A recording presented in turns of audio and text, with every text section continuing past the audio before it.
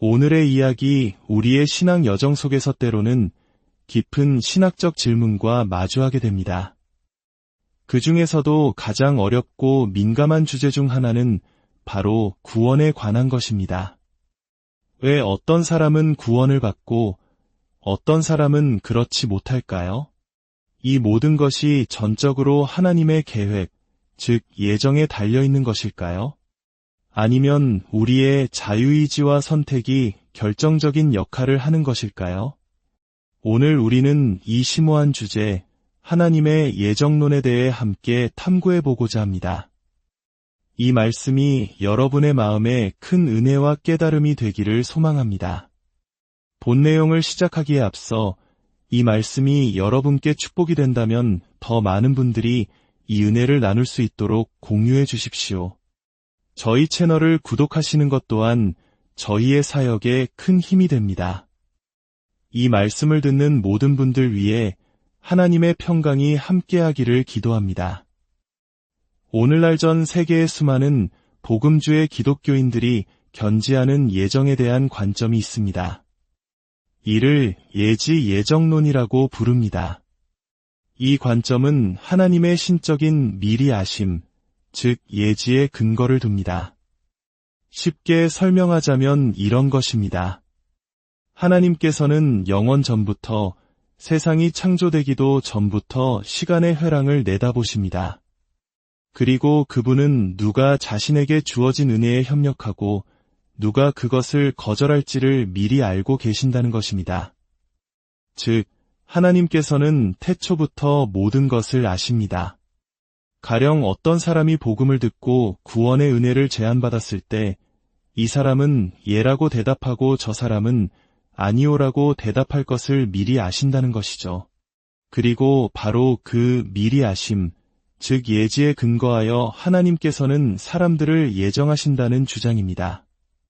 결국 이 관점에 따르면 하나님의 예정은 우리가 복음에 어떻게 반응할 것인지, 은혜의 제안에 어떻게 응답할 것인지를 미리 아시는 하나님의 지식에 달려있게 됩니다. 하나님께서 예라고 말할 것을 아시는 사람들을 구원으로 선택하시고 아니오라고 말할 것을 아시는 사람들은 그냥 지나치신다는 것입니다. 이것이 바로 많은 사람들이 이해하는 예정의 개념입니다. 이 관점의 핵심은 최종적인 분석에서 우리가 구원받거나 멸망하는 결정이 궁극적으로 우리 자신의 자유의지에, 즉 우리 자신의 선택에 달려있다는 것입니다. 어떤 유명한 복음 전도자는 이렇게 표현하기도 했습니다. 하나님은 구원에 필요한 모든 일의 99%를 하시지만 마지막 1%는 당신의 책임으로 남겨두십니다.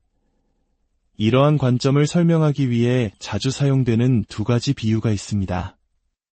첫 번째 비유는 병상에 누운 환자의 이야기입니다. 인간은 죄로 인해, 타락으로 인해 심각한 위기에 처해 있습니다. 마치 병원 중환자실에서 죽어가고 있는 사람과 같습니다. 그는 죽음 직전에 있으며 회복의 희망이 전혀 없습니다. 단, 한 가지 기적의 신약이 그에게 제공된다면 이야기는 달라집니다. 그 약만이 그를 살릴 수 있습니다. 그 약은 그의 침대 옆에 놓여 있습니다. 하지만 그는 너무나도 쇠약하고 아파서 스스로 손을 뻗어 약을 집을 힘조차 없습니다. 누군가가 숟가락에 약을 담아주어야 합니다. 누군가가 그의 침대 곁으로 와서 생명의 약이 담긴 숟가락을 그의 입술에 직접 가져다 주어야 합니다. 하나님께서 이 모든 것을 하십니다. 하지만 마지막 순간 그 환자가 입을 벌려 약을 받아 삼키지 않는다면 그는 결국 죽고 말 것입니다. 구원의 최종 단계는 인간의 선택에 달려있다는 비유입니다. 두 번째 비유는 물에 빠진 사람의 이야기입니다. 타락한 인간은 수영을 못하는데 거친 바다에 던져진 사람과 같습니다. 그는 이미 2번이나 물속으로 가라앉았고 이제 3번째로 가라앉고 있습니다. 그의 머리는 이미 물속에 잠겼고 간신히 뻗은 팔의 손가락 끝만이 수면 위에 남아 있습니다. 누군가 그에게 구명 튜브를 던져주지 않으면, 그것도 아주 정확하게 던져주지 않으면 그는 영원히 사라질 것입니다. 구명 튜브는 그의 손바로 옆에 닿아야 합니다. 그래서 하나님께서는 구원의 구명 튜브를 그의 손가락 바로 옆에 정확하게 던져주십니다. 하지만 그 사람이 자신의 힘으로 구명 튜브를 붙잡지 않는다면 그는 결국 익사하고 말 것입니다.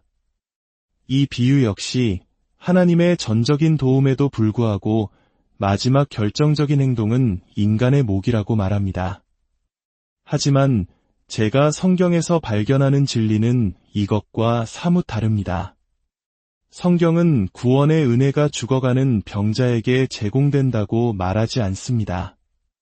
성경이 말하는 인간의 상태는 단지 아프거나 물에 빠져 허우적거리는 수준이 아닙니다.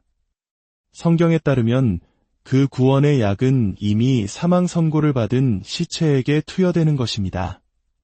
스스로의 힘으로는 복음에 반응할 힘조차 없는 영적으로 완전히 죽은 존재에게 말입니다.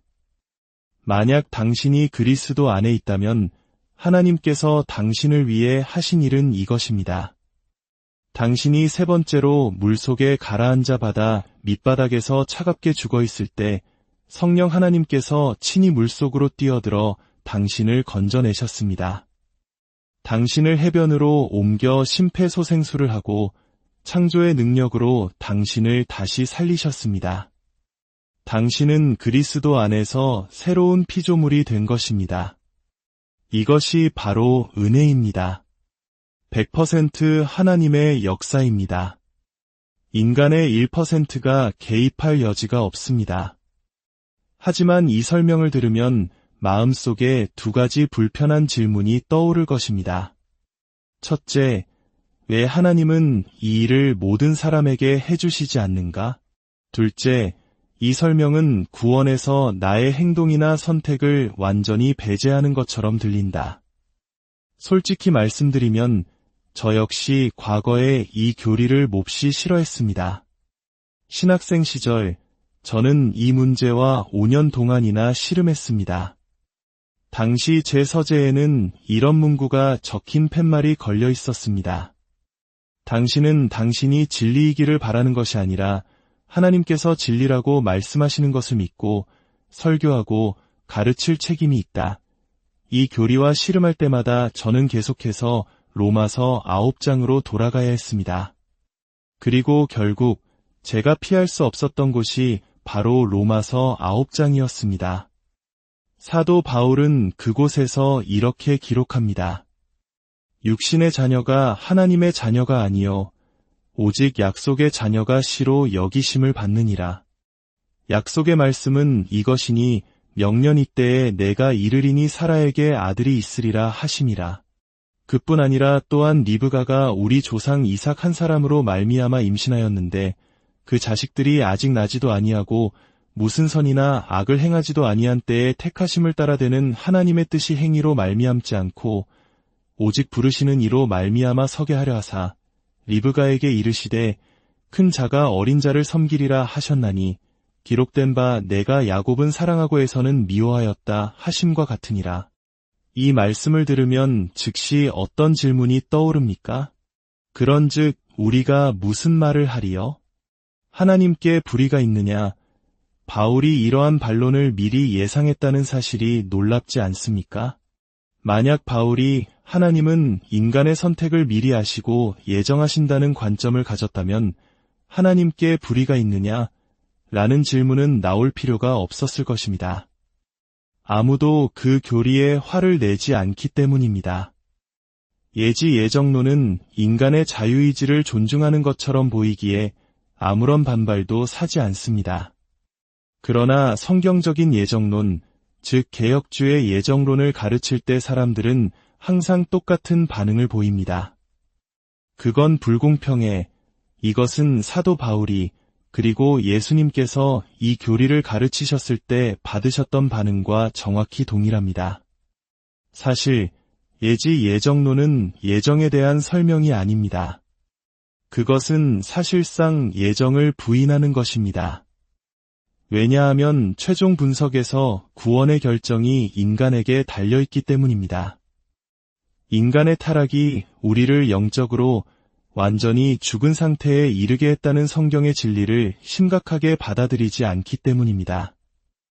오직 우리를 선택하시는 하나님의 은혜만이 영적 죽음에서 우리를 구원할 수 있습니다. 하나님의 뜻이 행위로 말미암지 않고 오직 부르시는 이로 말미암아 서게 하려 하사 다시 질문으로 돌아가 봅시다.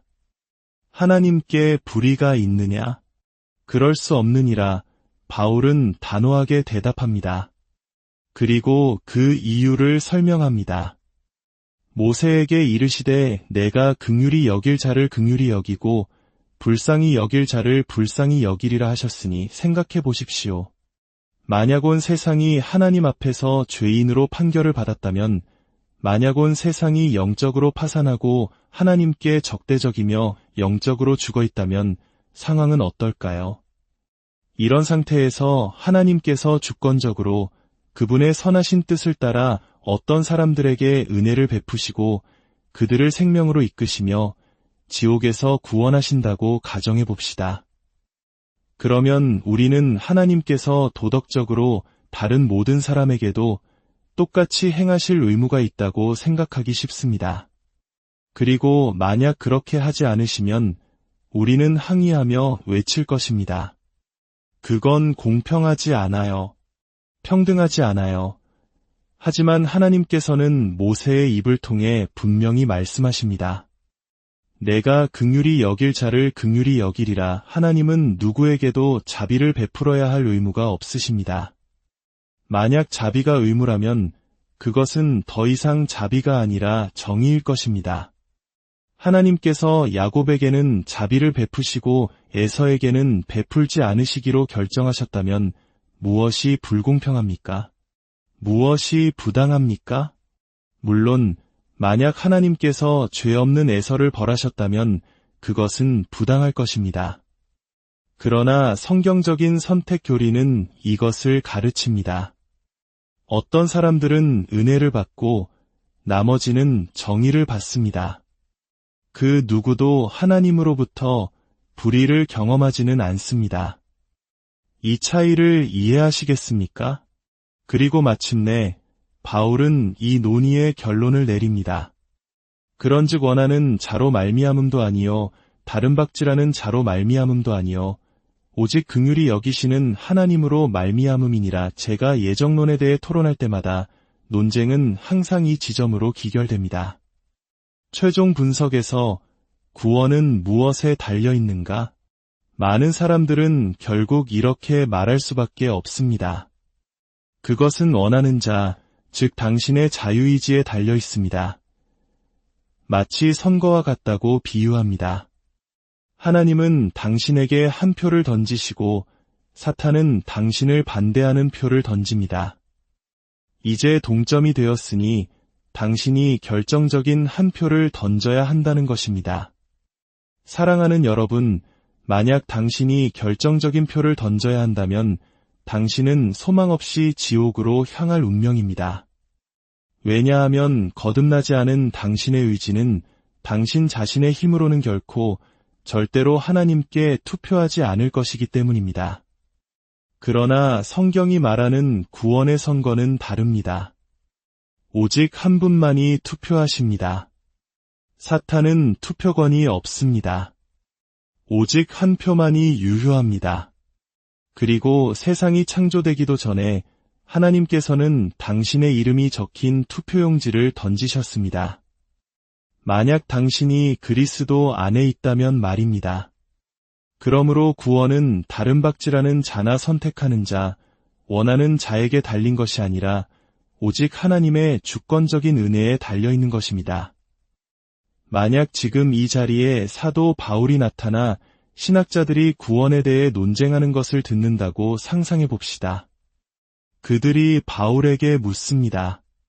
바울 사도님, 제발 알려주십시오.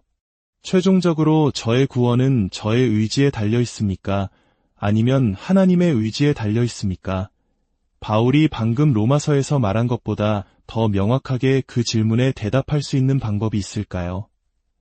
사랑하는 형제자매 여러분, 만약 이 교리가 불편하게 느껴지신다면 다시 한번 말씀을 깊이 묵상해 보시기를 권면합니다.